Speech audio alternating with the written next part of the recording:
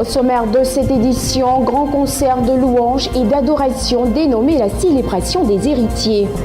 L'Église du Dieu vivant de Libreville au Gabon a tenu une grande croisade d'évangélisation.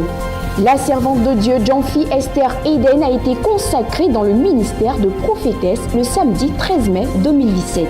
Cyril Ramaphosa et Nkosazana Dlamini Zuma sont les principaux candidats à la présidence de l'ANC. Le nouveau Premier ministre algérien a soumis mardi à l'Assemblée populaire nationale son programme de gouvernement. Bienvenue sur Béni TV, vous suivez la grande édition du journal. Nous débutons en religion par la consécration de la servante de Dieu, Jean-Phi Esther Eden, qui a été consacrée ce samedi en présence d'éminents serviteurs de Dieu. Reportage.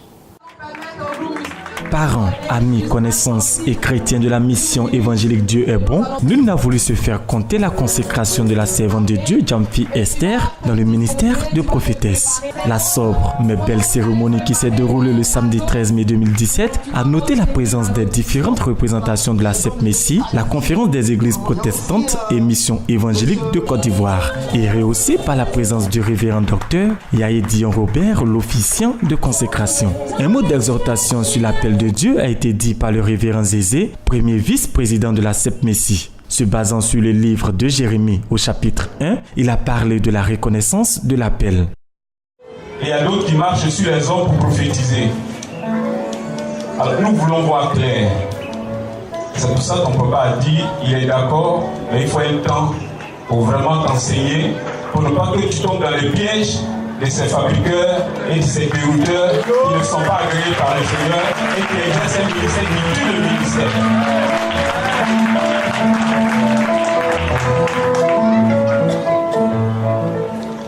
Et il veut se baser sur Osée 4, verset 6.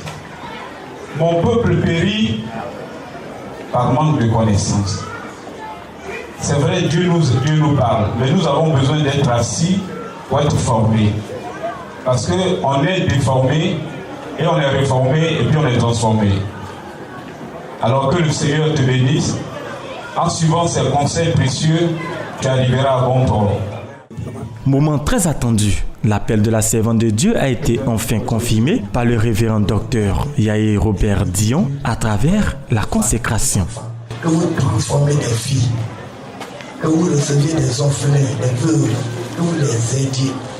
Et que vous transformez des hommes que Satan, n'est-ce pas, que Satan a brisé. Ça, c'est la mission que Dieu vous donne. Et comme tu es à côté et tu es le chef, nous avons voulu t'associer à cet événement. Aujourd'hui, elle rentre d'une manière totale au ministère.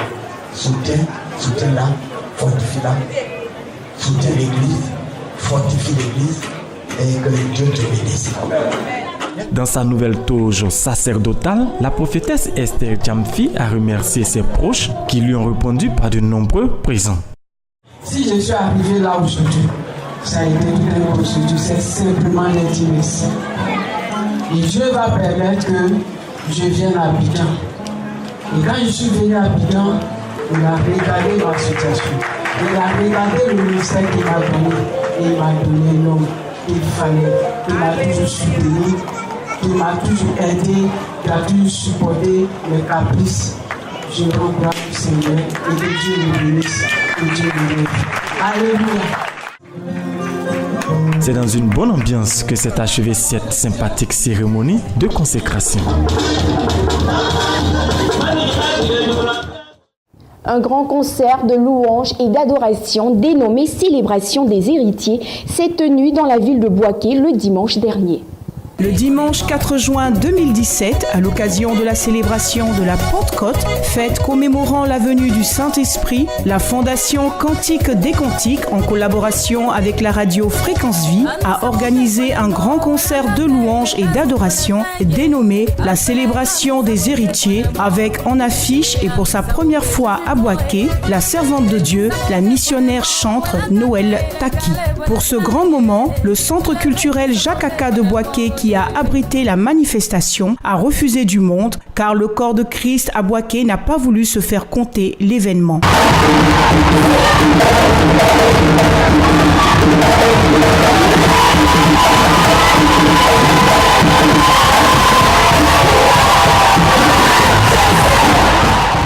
avec le soutien des chantres Nadine Kwame, Anne Assi, Arsène David, Bécanti, Timothée, Astou et bien d'autres, la chantre a fait découvrir quelques titres de son répertoire qui est constitué de 2 albums. Elle a dans son premier passage, à l'unisson avec le peuple de Dieu, exalté le nom du Seigneur au son du premier album et dans son second passage, fait monter le mercure avec quelques titres du 2e album intitulé Jésus mon Jah.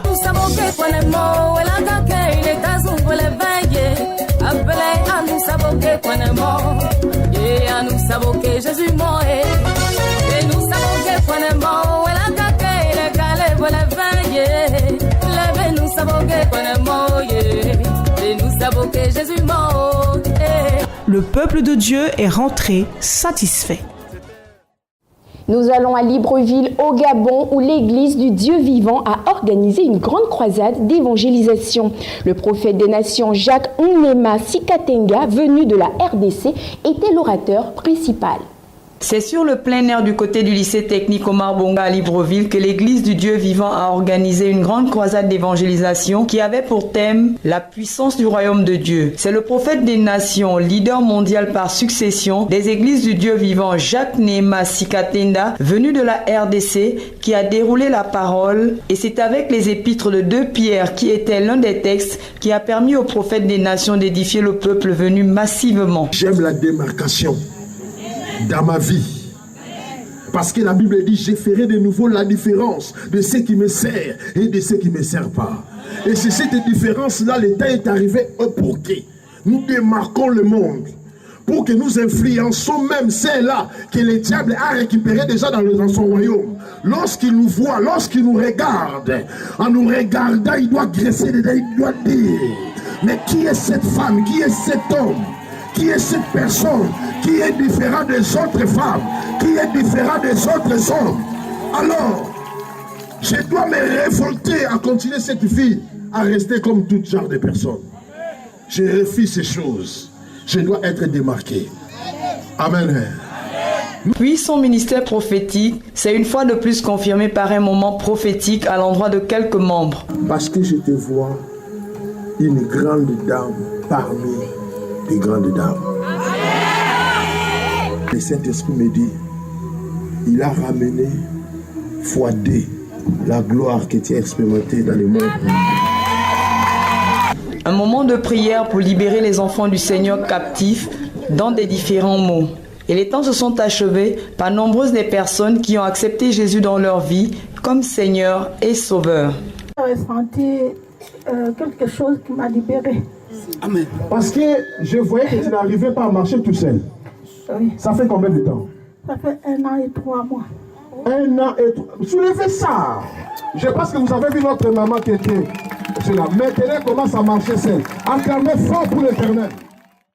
À présent, l'actualité africaine dans ce journal. Nous débutons par la présidence de l'ANC en Afrique du Sud. Les principaux candidats sont le vice-président Cyril Ramaphosa et l'ancienne présidente de l'Union africaine, Dlamini Zuma. Le président sud-africain Jacob Zuma a encore ses fans au sein de son parti. Mais l'ANC pense déjà à sa succession. Cyril Ramaphosa, le vice-président, et Nkosazana Dlamini Zuma, l'ancienne patronne de l'Union africaine, ex-épouse de Zuma, sont considérés comme les 2 favoris. La priorité du futur patron de l'ANC sera de réhabiliter le parti de Mandela, qui traverse sa pire crise depuis son accession au pouvoir en 1994. Les Sud-Africains sont de plus en plus nombreux à réclamer la démission de Jacob Zuma, touché par des scandales de corruption. Nous allons faire un grand travail d'introspection dans le parti qui impliquera tous nos membres. Notre parti restera toujours engagé dans la vie politique de ce pays. Ramaphosa a la réputation d'un businessman chevronné, très proche du patronat blanc. Lors d'une vente aux enchères de gibier, il a insisté sur le droit des fermiers blancs à la propriété, alors que l'ANC appelle à une redistribution en faveur de la majorité noire. Mon message pour vous est celui-ci. Continuez à investir dans vos fermes, dans vos terres. Parce que la Constitution est là pour protéger les droits de tout le monde. Ancienne ministre, Dlamini Zuma est peu connue du public en Afrique du Sud, mais elle peut compter sur le soutien de son ex-mari, ainsi que la Ligue des femmes de l'ANC et celle des jeunes, 2 factions alliées de Zuma. Avec toutes ces luttes d'influence au sein de l'ANC, Zuma n'est pas sûr d'arriver à ses fins, mais il donne l'impression de vouloir garder le contrôle sur le pouvoir en s'assurant que son ex-femme le remplace. Je ne pense pas qu'elle serait arrivée jusque-là toute seule. Les deux candidats représentent les deux principaux camps qui s'affrontent au sein de l'ANC. Le parti au pouvoir éliera son nouveau président à la fin de l'année. L'occasion de voir si Zuma contrôle toujours ses troupes. Le tout nouveau Premier ministre algérien Abdelmadjid Tebboune a soumis ce mardi à l'Assemblée populaire nationale le plan d'action de son gouvernement. Les députés algériens examinent depuis mardi le plan d'action du gouvernement présenté par le nouveau Premier ministre Abdelmadjid Tebboune. Ce dispositif clé de l'économie algérienne qui permet aux populations de bénéficier de produits de base pourrait être modulé en fonction des revenus si le projet de réforme des subventions de l'État soumis au vote obtient la majorité. Les conditions de création de petites entreprises par des chômeurs vont être allégées. Ils auront droit à des facilités et pourront profiter des crédits bancaires d'accompagnement, de formation et l'opportunité de décrocher des offres publiques. Ces transferts sociaux ainsi que les subventions de l'État concernant les produits alimentaires de base, l'eau et l'énergie représentent un tiers du PIB selon le FMI. Nous sommes tous certains que l'Algérie est un pays socialiste et le restera. Depuis le 1er novembre 1954 jusqu'à aujourd'hui, nous n'abandonnerons pas l'État socialiste. Pour certains économistes, cette réforme annoncée est une excellente mesure, mais elle devra se faire en concertation avec les forces économiques et sociales, sinon elle échouera. La majorité de gauche en Roumanie a adopté une motion de censure contre son Premier ministre en place depuis moins de 6 mois. Cette motion de censure a été adoptée par 241 voix sur 464 parlementaires. Reportage. À peine 6 mois au pouvoir et déjà le gouvernement de gauche qui dirigeait la Roumanie est poussé vers la sortie. 241 des 464 parlementaires ont adopté la motion de censure déposée par les sociaux-démocrates. Seulement 10 élus ont voté contre, tandis que l'opposition de centre-droit s'est abstenue. Exit donc le Premier ministre, Sorin Grindeanu, victime d'une fronde de son propre camp et lâché par son ancien mentor, Liviu Dragnea. Le chef du PSD lui reproche de ne pas avoir respecté les promesses faites durant la campagne. Mais lui-même ne peut pas prendre la tête du gouvernement à cause d'une condamnation à 2 ans de prison avec sursis pour fraude électorale. Le président va entamer des consultations et recevoir les dirigeants des différents partis politiques lundi prochain en vue de la désignation d'un nouveau Premier ministre.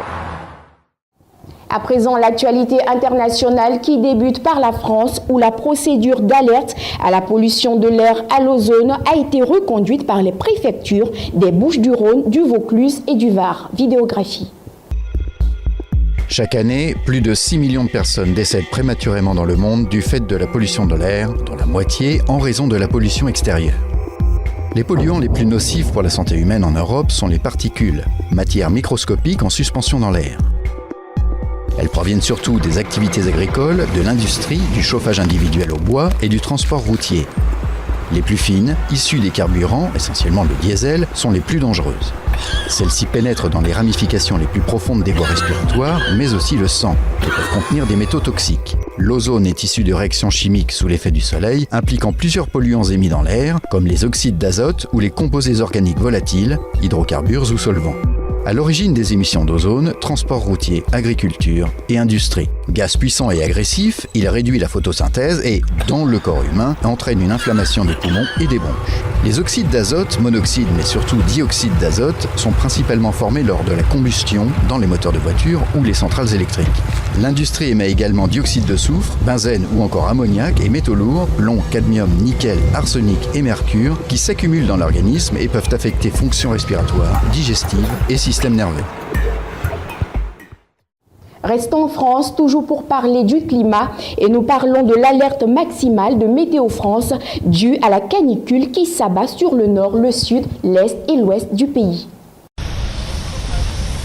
La France est touchée cette semaine par une vague de chaleur avec des températures qui avoisinent les 35 degrés à Paris, Bordeaux ou Lyon. Une cinquantaine de départements sont placés en vigilance canicule. Dans la capitale, des fontaines sont transformées en piscines.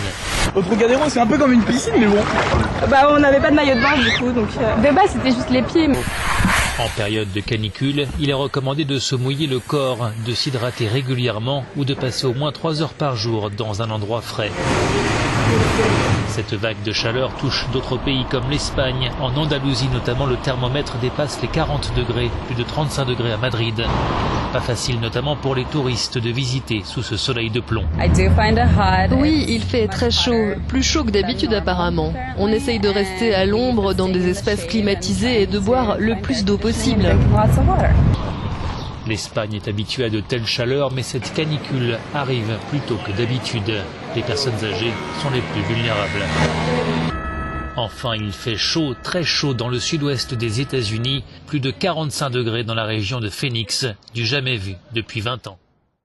Michel Barnier, le négociateur en chef de l'Union européenne pour le Brexit, a fait le point avec les 27 ministres chargés des affaires européennes. Reportage.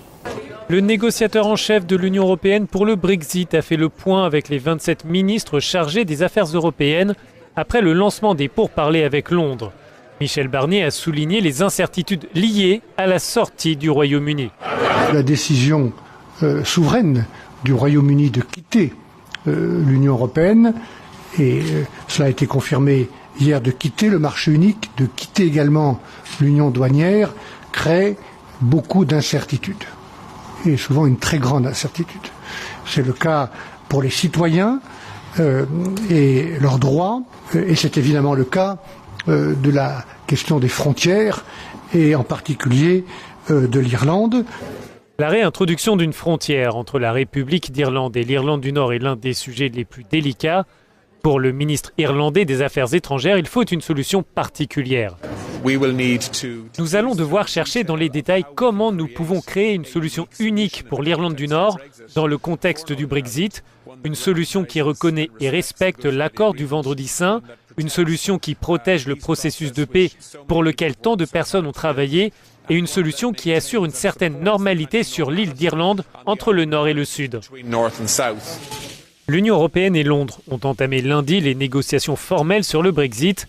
Les deux parties se sont mis d'accord sur les priorités et le calendrier. C'est dans un communiqué public que l'organisme chargé de lutter contre la délinquance financière au Royaume-Uni a annoncé qu'il engagerait des poursuites à l'encontre de la banque Barclays. Barclays dans le collimateur de la justice. La banque britannique et 4 de ses anciens hauts responsables sont poursuivis au pénal pour des versements à des investisseurs qataris lors d'une importante levée de fonds réalisée durant la crise financière. Dans cette affaire figure notamment le nom de John Varley qui a dirigé la banque de 2004 à 2010. À l'instar de 3 autres ex-cadres de Barclays, il est poursuivi pour fraude et assistance financière illégale par le service britannique en charge de la lutte contre la délinquance financière qui mène l'enquête depuis plusieurs années. L'accusation porte notamment sur un prêt de 3 milliards de dollars effectué par Barclays à l'État du Qatar. Une première audience judiciaire doit se tenir début juillet. Des milliers d'opposants ont manifesté ce lundi à Caracas contre le président Maduro afin de faire face à son projet d'assemblée constituante dans le cadre d'une vague de protestations qui a déjà fait près de 74 morts. Au Venezuela, l'opposition manifeste depuis 80 jours.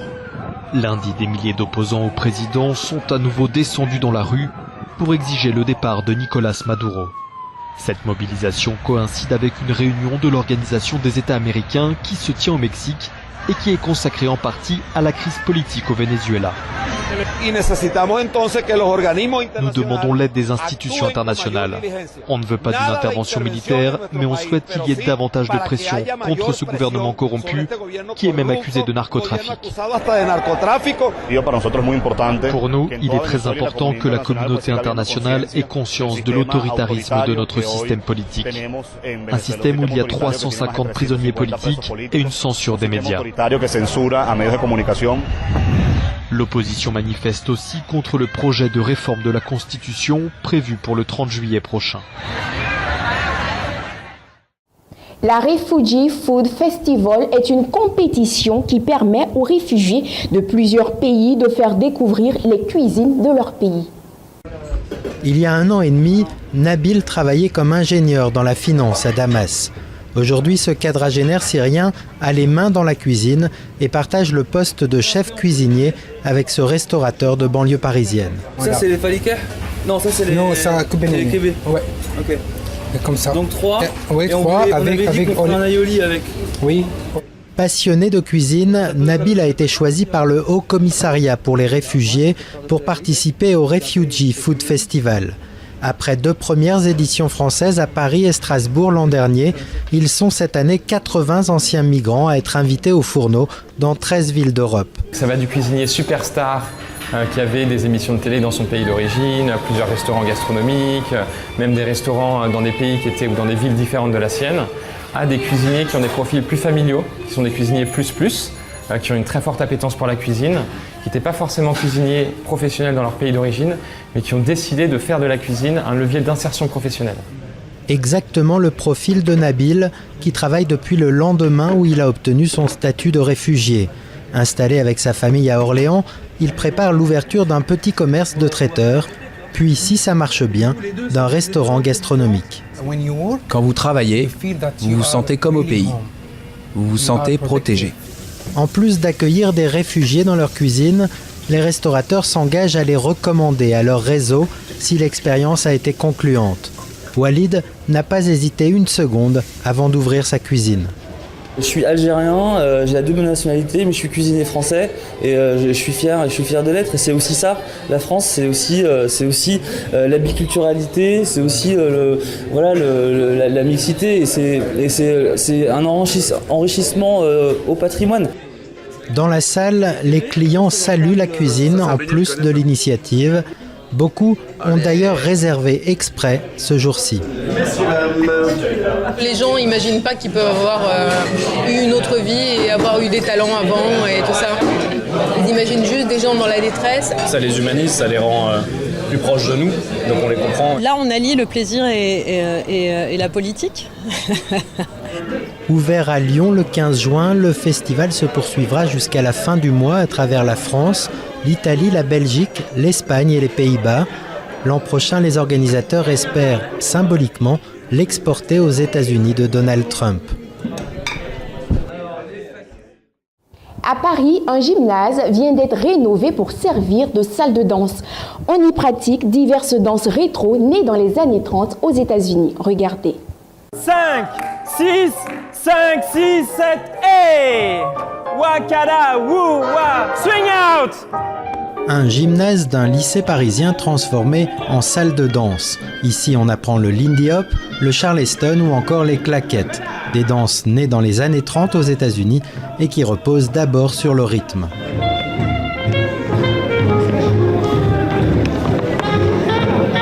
Souvent, vous avez des gens qui disent « Ah, ça swing !» Mais pourquoi ça swing? C'est que ça rebondit.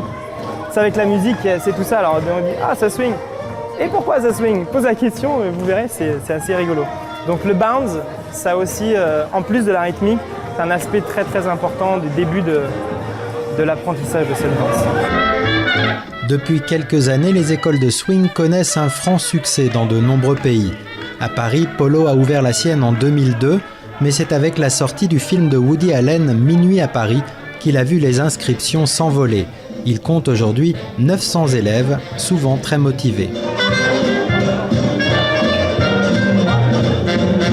C'est vraiment des mouvements qui appartiennent pas vraiment à la danse d'aujourd'hui. Quand je vais à la boîte, je danse pas comme ça. Et du coup, pour moi, faire du swing, c'est quelque chose de vraiment original. Ça permet de travailler plein de choses, la coordination, la confiance. Dans cette fameuse boutique parisienne de mode rétro, la gérante est une ex-danseuse à l'origine des premières soirées swing en France. Parmi ses clients, elle compte de nombreux danseurs des écoles de swing. Ils trouvent ça gai, différent. C'est un peu se mettre en dehors de la norme, en fait, quelque part. Vous voyez, la norme qui est triste. Tout le monde habillé pareil, en costume gris ou bleu, la crise, les événements qu'on vous ressasse sans arrêt. Une fois acquises les bases de la danse swing, les adeptes n'ont qu'une envie, pratiquer. Alors on voit se multiplier les festivals, soirées et autres apéros swing, pour le plus grand bonheur des danseurs. C'est un échange, une solidarité avec des gens de milieux sociaux différents, complètement différents, de différentes nationalités. Vous savez qu'en Corée, on danse pas mal le l'idiop. Je vois tous les gens qui sourient, c'est ça la chose qui m'a frappé à Paris en plus. Que tout le monde, quand il y a des soirées comme ça, il a le sourire comme ça. Alors le swing comme antidote à la morosité, à vous de répondre, la saison des bals et des apéros swing n'est pas prête de s'achever.